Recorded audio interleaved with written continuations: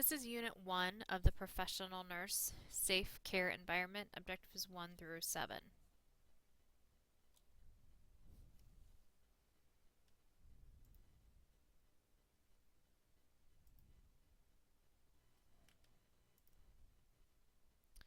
With this section, you need to read in your Giddens books Concept 35, 43, 46, and 53. In your Yoder Weiss book, you need to read chapters 2 and 22. Please make sure you read the sections prior to coming to class. Discussions in class will be related to the material in these readings. You will also have in-class quizzes that will cover these readings as well. Objective 1, illustrate how the nurse acts as a client advocate. The nurse acts as an advocate by defending or promoting the rights of others, particularly the patient, helping those patients that would otherwise fall through the cracks, helping patients who cannot help themselves, reinforcing patient rights, providing the client with information so they can make an informed decision, respecting the choice of the individual client, empowering and promoting self-determination in others through involvement in their care, promoting autonomy of diverse cultures and social groups, ensuring respect, equality, and dignity for others, and caring for the humaneness of all. Patient advocacy includes safeguarding the patient's autonomy, acting on behalf of patients, and championing social justice in the provision of healthcare. How can you be an effective advocate as a nurse? You need to be assertive, recognize the rights of the patients and their families, be aware of conflicts and how to use appropriate conflict management, work with community agencies, use political action and be involved in your professional organizations, change systems to meet the needs of others through quality improvement, quality management, risk management, or utilization review, and know cultural competence. You also need to empower the client. It is a critical component of healthcare today, and it's an integral part in error reduction. Patients should know what medications they are on and why they are on them, including the dosages. So when nurses give them medications, the patient actually knows if they are the right medication or not. We also need to reduce the gap between providers and the client. It's the goal of the nurse to be that in between to make sure that the client's needs are being met and the provider's orders are being followed. So the nurse acts as that liaison between the customer, client, and the healthcare system. Objective 2, identify sources for client advocacy. Sources for client advocacy include advocacy groups for those who are unable to advocate for themselves, such as there's advocacy groups for like Down syndrome children. The Iowa Nurses Association takes political action to advocate for the patient and nurse safety.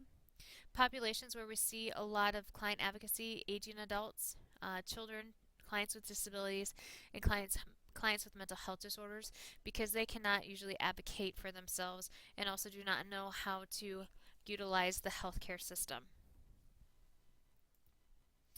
Nursing interventions for advocacy: assess the client's needs, educate the patient, monitor for responses, evaluate the patient's needs, ask questions, and speak out for the patient as needed.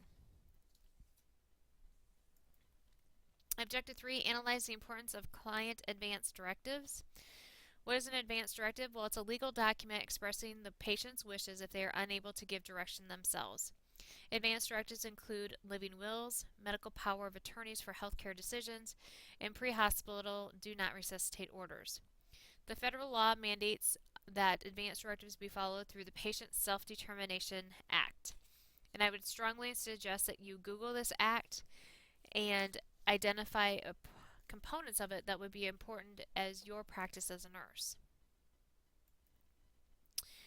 Different types of advance directives. The living will. A living will provides us as healthcare providers with what the client wants and does not want in case they cannot make those decisions by themselves, such as using a feeding tube or ventilator support.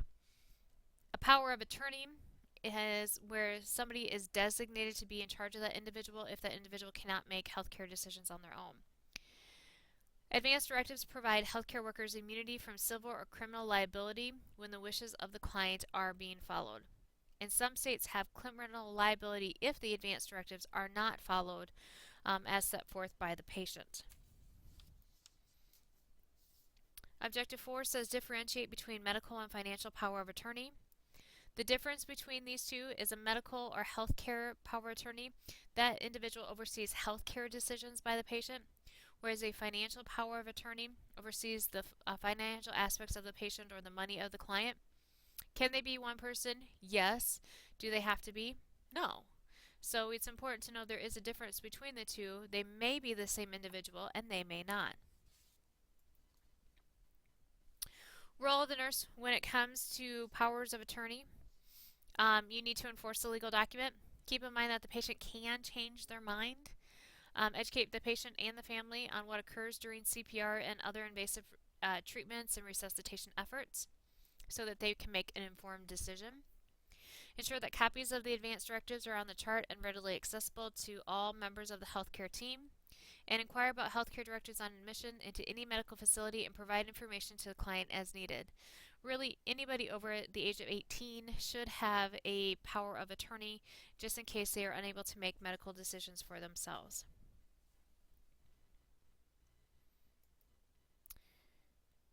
Patient rights.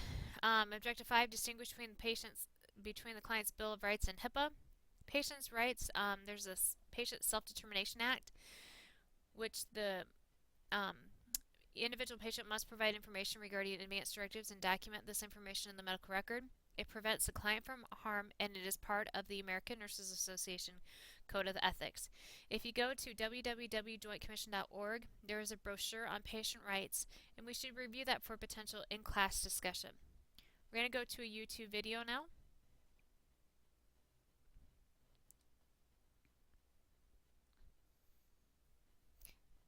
This is over knowing your rights, and it's produced by the Joint Commission. So you think you may have fractured your ankle, huh?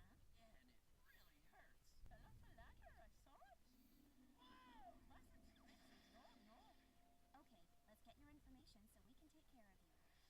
going to the hospital can be overwhelming, especially when you're in pain, but it helps to know your rights as a patient. The x-ray confirmed that you shattered your ankle. Unfortunately, you'll need surgery to insert pins so that your ankle will heal properly. Do you have any questions? Well, next we'll need to admit you.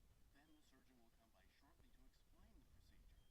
When we get your consent, we can schedule your surgery. Hi, I'm Amy, your nurse. I understand you're having some pain. Can you tell me what your level of pain is on a scale from 0 to 10? Armando, we'll need to schedule your rehab. Tenemos que programar tu rehabilitación. In this case, the show must go on without you. En este caso, el evento debe continuar sin ti. And here's a copy of the instructions we just went over and the list of medications. Please let me know if you have any questions. I'm sure you'll be happy to get home. Knowing your rights as a patient can help you make better decisions. Speak up and ask questions. Take an active role in your care. You'll be glad you did. So what that video just showed was several rights that the patient has. Continuing on with Objective 5, HIPAA. It was enacted in 1996 to reduce barriers to health care insurance, with special rights to those who lose health care coverage and eliminate medical underwriting to group plans. There is a privacy rule that protects patient information. So it also ensures privacy of the patient by keeping personal information from being disclosed. It maintains patient confidentiality, meaning the patient's information will not be disclosed unless the patient has consented to it. Obtaining information. You as a nurse are on a need-to-know basis. If you don't need to know, don't ask or don't access that information. You can be fired from a facility if you try to obtain information from somebody's healthcare record that you are not currently caring for. Disclosing information, only share information about the client to those who actually need to know instead of just gossiping because they're an interesting client. Advocate for confidentiality. You need to avoid gossiping about clients and put a stop to those that are. There is a personal and financial consequence for any violations of the HIPAA Act. Google what the HIPAA Act is and find out what the potential financial and personal consequences are and bring it to class for possible discussion. Objective 6 says identify key organizations leading patient safety movements in the United States. The first one we're going to discuss is the Institute of Medication, the IOM. It is an independent nonprofit organization that conducts studies and provides unbiased and authoritative advice to improve the nation's health. It's basically an advisory body for medicine. It has published several works, including To Err is Human, Crossing the Quality Chasm, Healthcare Professions or Education, A Bridge to Quality, and Keeping Patients Safe, Transforming the Work Environment of Nurses. Basically, the goal is to make the healthcare environment more safe for the patient and also for the nurse. The National Quality Forum is a unique multitask holder organization that has been instrumental in advancing efforts to improve quality through performance measurement and public reporting. It's an advisory body for medicine. It is the gold standard for healthcare performance measures. It's created never events that CMS has developed as a no-pay policy for. For example, urinary tract infections after catheter insertion. It has also created nurse-sensitive care standards divided into 3 care areas: patient-centered outcome measures, including like fall and pressure ulcer prevalence, nursing-centered intervention measures such as smoking cessation programs, and system-centered measures, which is the nursing work environment. The Joint Commission is another key organization. It's a not-for-profit organization that accredits healthcare organizations. It is an accreditation body. It produces annual patient safety goals that should be reviewed by you on a yearly basis, including acute care, ambulatory, and long-term care setting goals. It posts sentinel events. It creates a list of do-not-use terms, symbols, and abbreviations. Magnet recognition program is built on and evolving through research, basically nursing research. It is a recognition program designed to acknowledge nursing excellence, and there are 14 forces to each magnetism. The Institute of Healthcare Improvement, the IHI, is an independent, non-for-profit organization dedicated to improving care through a variety of mechanisms. Again, it's an advisory body.